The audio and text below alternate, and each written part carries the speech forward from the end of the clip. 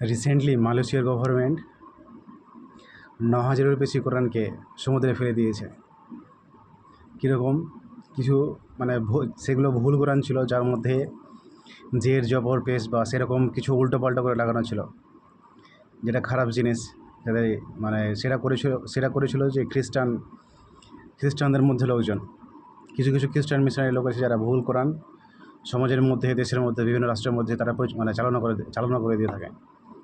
সেরকম মানে কোরআনকে তারা বাছাই করে নিয়ে সরকারের তরফ থেকে সেই কোরআনগুলিকে সমুদ্রের মধ্যে ফেলে দিয়েছে। তো সবাই ভালো থাকবে। নিঃসন্দেহে একটা ভালো কাজ করেছে। এরকম একটা এর আগে ঘটনা শুনেছিলাম একজন আলেমের কাছে, যে একটা তাদের কাছে কোরআন রয়েছে আর কি, বা মানে কিছু একটা মানে লেখকের কোরআন রয়েছে, যেটাতে যে কোরআনের মধ্যে ভুল ছিল। তো সেরকম শুনছিলাম। তো মানে এটা নিউজটা সত্যি আছে, এটা বুঝতে পেরেছি। তো সবাই ভালো থাকবেন।